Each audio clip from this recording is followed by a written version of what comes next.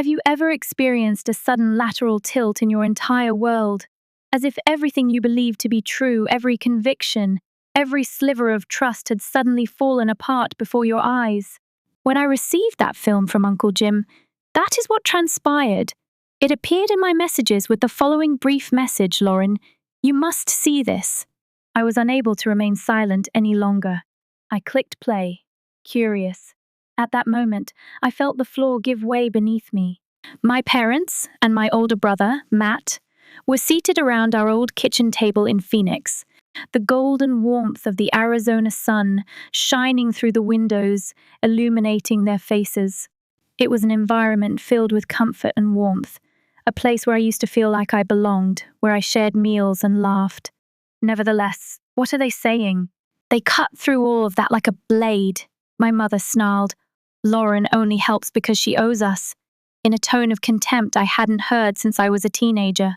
My dad, who used to support me at soccer matches and stay up late helping me with my algebra homework, nodded silently in agreement.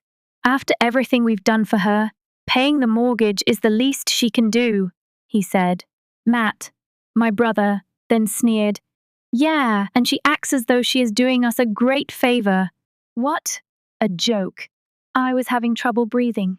I gave it another look, then again, 3 times, removing another layer of denial with each repetition. I had been using my LLC, Phoenix Crest Investments, to covertly pay the majority of their mortgage for 4 years. Happily oblivious to the fact that I was the source of the funds, they assumed they were interacting with a bank. They contributed a little each month, and I paid the remaining sum, more than $200. To keep them in that house. Yet here they were, making fun of me. I was behaving like a conceited brat who was hardly making any effort. Immediately following the video, Uncle Jim buzzed in with a message, they've been talking like this for months. You deserve to know. I scanned through each transaction while staring at the spreadsheet on my computer screen, with strangely steady hands. The figures were honest. That video didn't either. For years, I served as an invisible safeguard. My mother loved to refer to me as the unmarried daughter, with no kids, free to face financial pressure whenever they desired. I intervened when the Phoenix real estate market collapse threatened that they lose everything. At the time, I was 28 years old and doing well in my job as a software development manager, a profession they never valued. My mother would snort, software isn't a real career for a woman, as though I were playing with computers rather than managing a 6-figure company. The golden child, Matt, had been given our father's faltering real estate business, but he destroyed it in just 2 years. Did they blame him, though? No. Were they aware that I had provided for their housing? No, too. The very next day, my uncle informed me that they had instead created a family group chat, to which I had not received an invitation. Family finances was the title of the conversation. What about the messages? They were a masterwork of entitlement indeed. Lauren thinks she's so special with her tech job, wrote Matt, but she barely helps with the mortgage while I'm actually working hard. My mother's response caused my blood to freeze. We should ask her for more money. She's single with no kids, what else does she spend it on? As I determined the total contributions, I clenched my teeth. Their entire investment over the last 4 years has been $52,500. I had covered $267,843 in the interim. They believed I owed them more, though. Immediately, a text message from my mother appeared on my phone. Sweetie, can you come to dinner Sunday? We need to talk about something important. Yes. I was fully aware of what that something was. More money was what they wanted. They intended to mock my alleged their payment behind my back, sit me down, place the blame on me, and demand that I pay even more money. I let out a deep exhale as a tiny smile appeared on my lips. They didn't know. They were unaware that their landlord was going to take advantage of them. This was because there was a purchase option clause, a small safety net my financial advisor had recommended just in case hidden in that mortgage agreement, the one they never bothered to read. And you know what? 2 weeks remained till their next payment was due. I wasn't going to cover it for the first time in 4 years. We'll see how they respond when I send them a notice rather than their bank. I grabbed my phone and typed my uncle a brief reply. Thank you for showing me the truth. Don't worry, I won't let them know it was you. But things are about to change. I then replied to my mother's text. Of course, Mom. I'll be there Sunday. Looking forward to it. Did they intend to control me? All right, come on, let's play. It was like entering a stage where I already knew the script when I went to my parents' house for Sunday supper. The aroma of flowering jasmine from my mother's beloved garden filled the warm desert breeze as I pulled up to the same driveway I had been covertly paying for. Don't be fooled. This was my house, even if my name wasn't on the mailbox, and they were going to find out exactly what that meant in 9 days. The aroma of my mother's renowned lasagna filled the air as soon as I entered. It was a calculated move. When she wanted something, she always got it. Lauren, sweetheart, my mother said as she hurried over to give me one of her phony hugs that lasted just long enough to appear convincing. Her beautiful gold bracelet was shining in the light. I immediately took note of that. Somehow, she had enough money for new jewelry even if she needed my money. She cooed. It's been too long. 2 weeks ago I was here. Matt said, Hey sis, from his customary place at the dining table, he was wearing his serious businessman outfit, which included a pricey watch and a navy button-up. He most certainly shouldn't have been able to afford this further by. With his reading glasses adjusted, Dad entered last. He was holding a pile of papers. Before he put them away, I managed to get a look at the bank statements. I hardly suppressed a chuckle. Their entire pitch was prepared. The meal was truly heartfelt, real, a cordial greeting. The assault came as a surprise. All right, let's finish this up. During our forced politeness meal, my mother extolled the virtues of having the whole family present. I twirled my fork in the lasagna and nodded along, allowing them to wait for the ideal. As soon as she finished cleaning the plates, Mom clasped her hands together and whispered, Opportunity to request more money. As soon as she finished cleaning the plates, Mom clasped her hands together and whispered, Before we finish up, we wanted to talk about something important. Let's get started. I put down my fork and glanced between them. Of course. What's on your mind? Playing his part first, Matt cleared his throat. As you know, Dad's business has been going through some challenges. The real estate market just isn't what it used to be. I suppressed my laughter. The market in Phoenix was flourishing. Matt was solely responsible for their difficulties. However, I simply nodded while I awaited the next performance. Mom carefully squeezed my hand as she reached across the table. Your father and I sacrificed so much to give you a worthy education, sweetheart. We've always supported you. Oh, therefore, tonight we were using the guilt card. When Dad did say something, it was in that authoritative tone he always used to make me feel small. We were thinking, since you're doing so well in your career, maybe you could contribute a little more each month. Just an extra $2,000. It's really not much for someone in your position.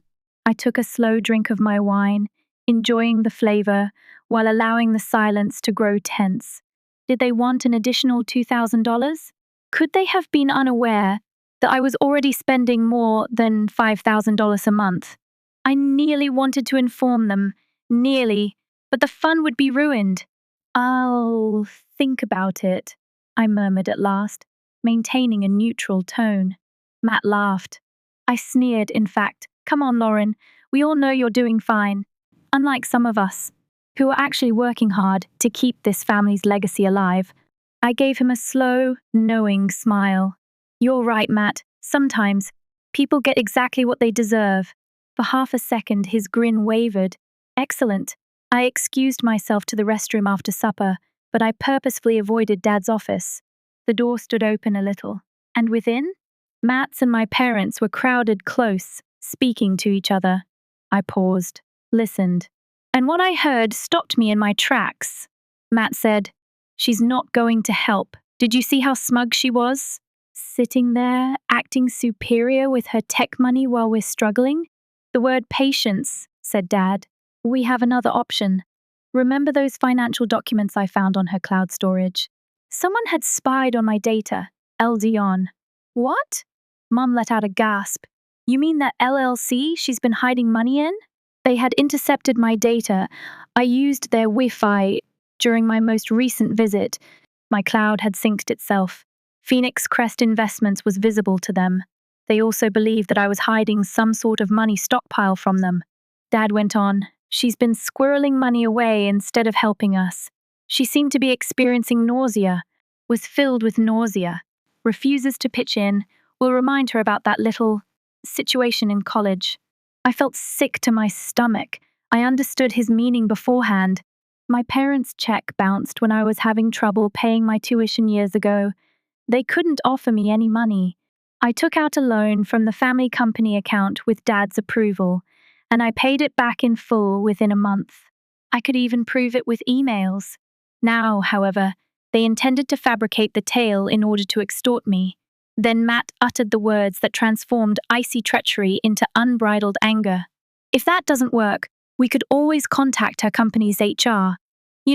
Raise some concerns about her mental stability. Maybe hint that she's been using company resources for personal projects. They intended to ruin my entire professional life. While sitting in a house I had been paying for, I watched in disbelief as my own family planned to ruin me. I made myself take a breath, to relax. Then I did something they didn't anticipate. After taking a step back and flushing the toilet loudly enough for them to hear, I returned to the dining room as though nothing had occurred. Mom gave me a charming, phony smile. She said, "Lauren, dear, with ease, have you thought any more about our little request?" I didn't blink as I looked into her eyes. Actually, I have. Quiet. You're right. Family should help family. Her face brightened with relief. They believed they had won. I'll have an answer for you in about 8 days. Matt scowled. Why so specific? Grinning, the first reached for my handbag. I need to verify some details with my financial advisor. You understand, right? Being careful with money is just good business sense. I saw his face light up with comprehension. In the family group chat, he had used the exact identical statement. He was unaware that I had seen it. Mom gave me a final false embrace as she led me to the door. We knew you'd understand, sweetheart. Family always comes first. I drew away and looked her in the eyes. Yes, I muttered. Family always gets exactly what they deserve, and they were going to discover the truth of that in 8 days. The weight of what lay ahead made each of the following 8 days drag by. I didn't contact them. I didn't reply to their subsequent texts. I didn't have to. They believed they had me in a tight spot. They suspected that I was hesitant, possibly due to feelings of guilt, that, as usual, I would cave. They were unaware that I was keeping track of the minutes till their entire world fell apart. I got up early on the morning of the mortgage deadline, brewed a cup of coffee, and checked my inbox. It was there. The bank sent a message indicating that the payment was unsuccessful. When they tried to make their usual small contribution, their account became overdrawn. The payment had not been successful. This indicated that Phoenix Crest Investments' automated system had issued a default notice at precisely 9:00 am. I now owned the house where they had lived for years, ridiculed me, and treated it as if it were their birthright. I waited for the inevitable while leaning back in my chair and drinking coffee. It took precisely 12 minutes. My phone rang. "Mom," I responded after letting it ring twice to give her time to perspire. "Lauren," she said in a frantic, scared voice that was quite different from the kind, cunning tone she had used at dinner. "Something's wrong with our mortgage. The bank is saying we defaulted, but that's impossible. We need your help, sweetie," I interrupted her. "Actually, Mom, the bank isn't handling your mortgage anymore." "Quiet. What do you mean?" she said in a low voice. I took a deep breath, relishing the moment. "Check your email." A keyboard clicked frantically and I heard it. Then she read the notification and took a sharp breath. The line froze. Then she spoke, scarcely raising her voice above a whisper. "Lauren, what is this?" Despite her inability to see, I smiled. "It's the notice explaining that Due to your default, Phoenix Crest Investments has exercised its purchase option. The house is now legally mine. Dead quiet. Then finally her voice broke. This is a joke. No joke, Mom. I've been covering the majority of your mortgage for 4 years while you and Matt laughed behind my back, called me a burden, and plotted to blackmail me. I gave that some thought. Now, let's discuss your tenancy. Your first rent payment is due in 30 days. I suggest you start looking for a new place. There was a strong rustle. My father's booming, irate voice then broke in. You ungrateful. I halted him in his path. Careful, I uttered with ease. Is that any way to talk to your landlord? More quiet. The next person is my brother. You can't do this, I chuckled. In fact, I laughed. Matt, I already did. I could practically see the look of anger, astonishment, and sheer shock on his face when he realized he had messed up. You think you're going to get away with this, he growled. I leaned back in my chair and said, I'm not getting away with anything. You signed the agreement, Matt. The agreement was signed 4 years ago. You just didn't bother to read it. My mom broke down in tears. Extreme, dramatic soap opera tears. We're your family. Funny, I thought. You didn't seem too concerned about that when you were planning to blackmail me. More tears. More rage. More frantic haggling. It didn't matter, though. I owned the house, and they would disappear after 30 days. I blocked their numbers and hung up. The game was over in an instant. The repercussions, I wish I could claim that they handled it gracefully. They didn't. They made every effort. They started by calling family members, fabricating a story, and portraying me as a cold-blooded monster who had betrayed her own family. My aunt sent me a message that said, Lauren is dumping her parents on the street. They had conspired against me in the group conversation, which I screenshotted and emailed to her. She didn't text again. They then attempted to take legal action. My lawyer and I had just one meeting before they concluded. They had no case. Then, in one last pitiful act, Matt followed through on his threat by getting in touch with my company's human resources department. However, I had already sent them everything because of Uncle Jim. The outcome? Matt's objections were completely rejected by HR. Is his license to sell real estate valid? That was another matter. My firm launched an ethics investigation after reporting him for making unfounded charges. In the end, Matt had lost his job. What about my parents? For the first time in their lives, they had to downsize and move into a little apartment across town. After 3 months, my footsteps reverberated through the empty rooms as I stood in the deserted mansion. Now there was silence. Don't laugh. There should be no subdued betrayal. Nothing but quiet. I ought to have experienced shame, remorse, or even sadness. However, I didn't. I felt free. Soon, I was going to sell the house. The earnings? They had no plans to buy a new automobile or go on a lavish vacation. I was establishing a foundation with the goal of assisting those who have been abused financially. Because if I had learned anything, it was this: blood is not what defines a family. It's about who genuinely supports you, who honors you. There are some that simply take and take and take. It buzzed on my phone. Uncle Jim sent a message. They finally signed the last of the papers. It's really over. I let out a breath and gave the house that had served as my jail one more glance. No more. I grinned, went outside, and didn't turn around. The night before the mortgage deadline, I didn't get much sleep. I wanted to be awake to witness it in real time. Not because I was anxious, oh no. I had never been more certain of anything in my life. After making my coffee, I settled down at my desk and opened my email. 9:00 a.m. The default notice was promptly sent by the system. That was it. Legally, I owned the house where they had been living, laughing and making fun of me. Waiting for the fallout was all I had to do, and it arrived quickly. The initial call. It was 9:12 a.m. when my phone began to ring. Mum. I answered as neutrally as I could, letting it ring until the very last second. Lauren, something's wrong, she exclaimed, her voice bursting with dread. The bank is saying we defaulted on our mortgage, but that doesn't make sense. We transferred our portion. I sipped my coffee slowly. Yeah, you did, replied I. But that wasn't enough. And the bank isn't handling your mortgage anymore. Quiet. Then the change. What do you mean? She said in a low voice. Check your email. I could hear the keys clicking as she fumbled for her keyboard. Then nothing. She remained silent for a full 30 seconds before continuing. Lauren, what is this? With my fingers tapping my mug, I reclined in my chair. It's the official notice from Phoenix Crest Investments. The house has defaulted, and under the purchase clause in your agreement, ownership has transferred. It's mine now. The second shift followed. No, this has to be a mistake. It's not a mistake, Mum. I've been covering the majority of your mortgage for 4 years. You've actually been paying me this whole time.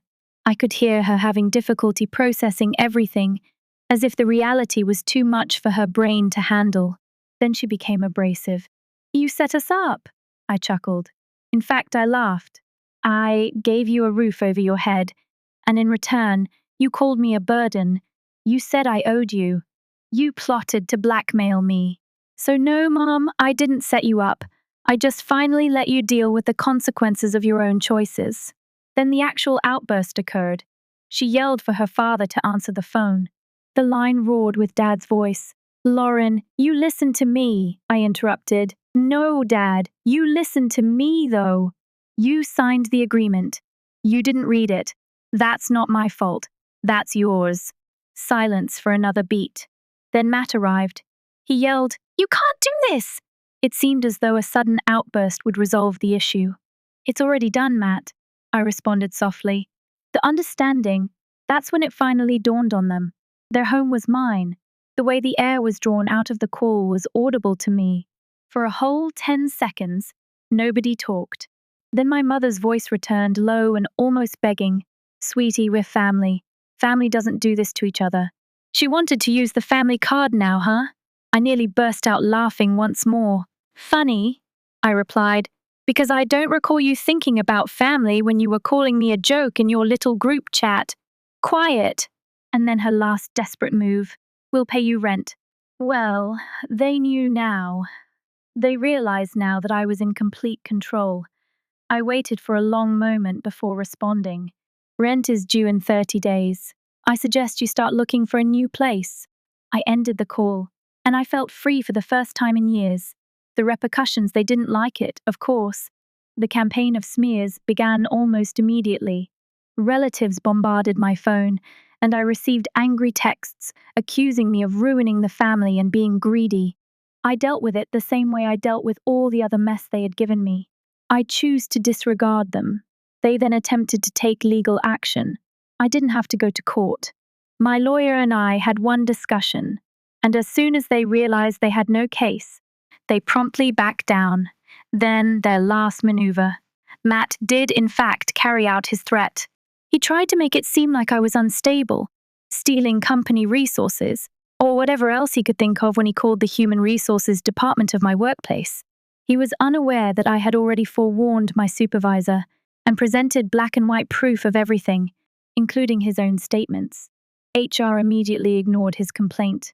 However, his real estate board, indeed, they were not amenable to false charges. Matt was disciplined for a breach of ethics. While an investigation was conducted, his license was suspended. At last, the golden kid had lost. After 3 months, my footsteps reverberated through the now empty rooms as I stood in the deserted mansion. They had vanished. I had pleaded with them to stay. I even tried to use guilt to persuade them to reduce the rent. I didn't. I offered them a 30-day period. When they were unable to pay for it, I formally served the notice of eviction. And now, the house was now fully and totally mine. I could have made a huge fortune selling it right away, but that wasn't my intention. In order to turn it into transitional housing for victims of financial abuse, I had already begun the necessary paperwork.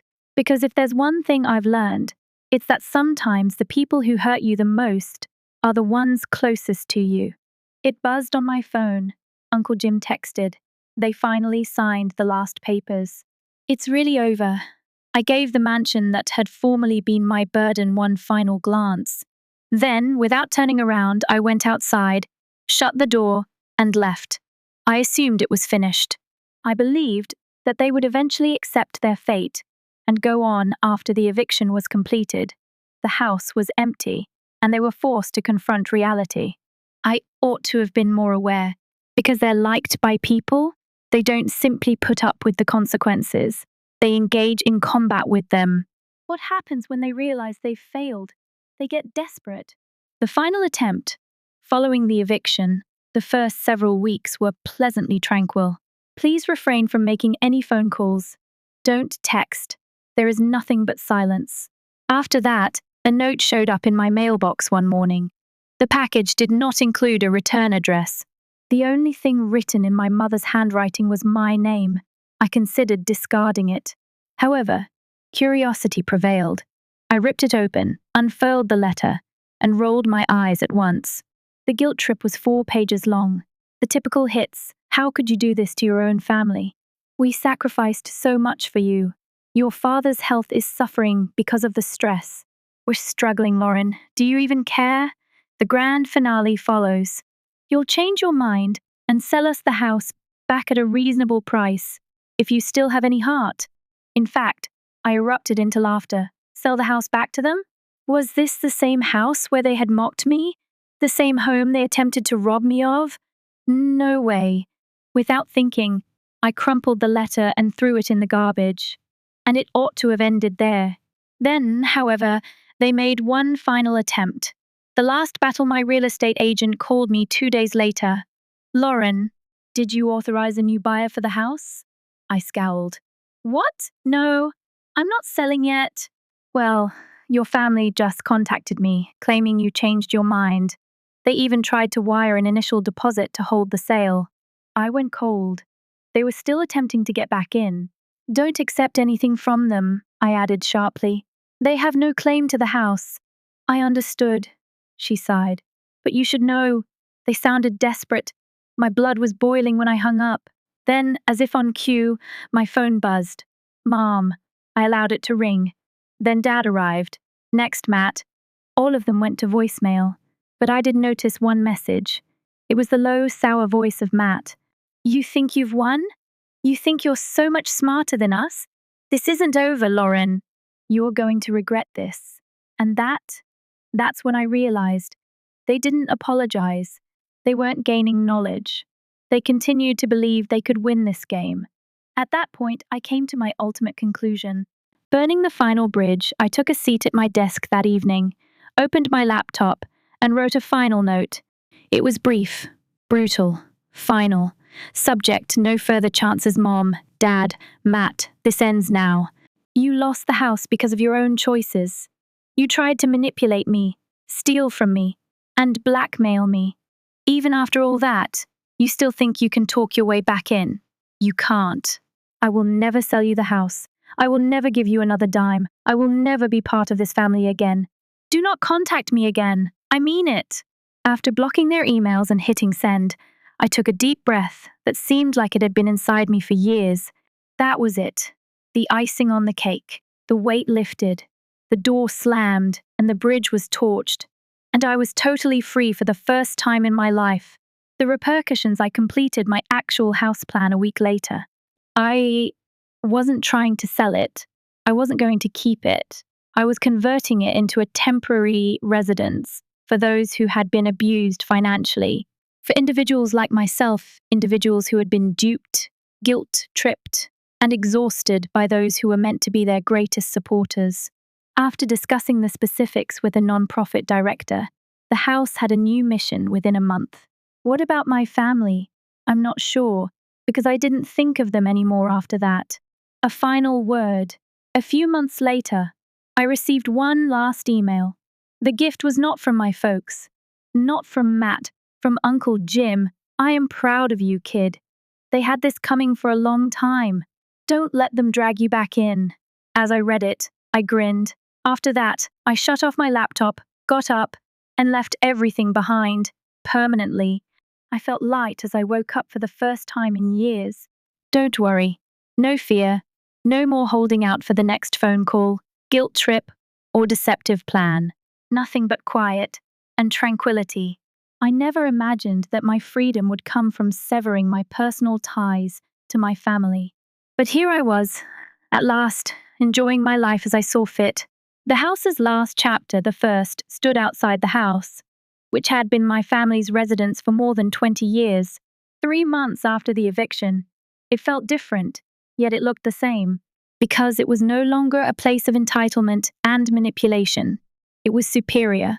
After completing the finishing touches, the NGO with which I collaborated converted the home into transitional housing for victims of financial abuse. Next week, the first renter was scheduled to move in. A single mother who had been under her husband's financial supervision for years, trapped, helpless, and compelled to defend every dollar she spent. It had a familiar sound. She left earlier than I did, but that was the only difference. I shook the director's hand and gave him the keys while grinning. "This is going to help a lot of people, Lauren," stated the man. "Are you sure you don't want to keep anything from the house?" I took one last look around. My family had gathered around the kitchen table, giggling about my debt to them. My mother made sarcastic remarks about my career in the living room. My father used to say that I would regret not being more like Matt on the front porch. No, this was the last place I wanted anything from. "Nope," I replied plainly. "I've got everything I need." I then turned to go for the last time. How did they end up? I didn't monitor my relatives. Uncle Jim, however, did. He would occasionally text me brief updates to let me know that they were still receiving the benefits of their labor. The parents found themselves compelled to move to a modest 2-bedroom apartment located on the opposite side of town. No more extravagant home, no more backyard garden, and no more acting superior to others. Is Matt's real estate career over? Over. The ethical probe resulted in an indefinite suspension of his license. His attempt to launch a side business in business consulting failed. Their attempts to create a story were ineffective, particularly after I provided them the screenshots of the group chat. The majority of the family didn't buy it. No longer was the golden child golden. What's the best part? I didn't care. I felt no remorse. I experienced no emotions. In actuality, they weren't my biological family. Family is not based on blood. It's the individuals who support you, who hold you in high regard, who, when their lives break apart, doesn't treat you like a backup plan or a walking ATM. That finally made sense to me, and I wasn't going to waste any more time on unworthy people. Making a fresh start, I concentrated on my future now that the house was gone, and my family was no longer in my life. I moved into a new apartment that I genuinely liked and was free of the burden of my past. I finally took a trip, something I had put off for years because I was too busy making sure they were safe. I've been wanting to start a side business, but never had the time, so I finally did. And above all, I created my own family, with those who came through for me, not with those who had taken advantage of me. Uncle Jim. He had a wife who supported him no matter what. I never felt that I owed my friends anything for simply being there. Family was meant to be like that. And I got it at last. The final word I received a text a year after I left. Not from Mom. The gift wasn't from Dad. Not from Matt, but at an unidentified number. I took it open.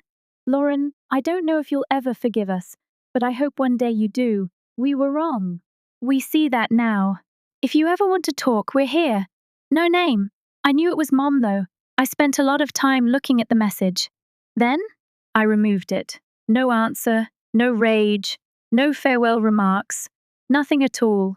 For now, they meant nothing to me, and I wasn't going to waste any more time on folks who had already proven themselves to me.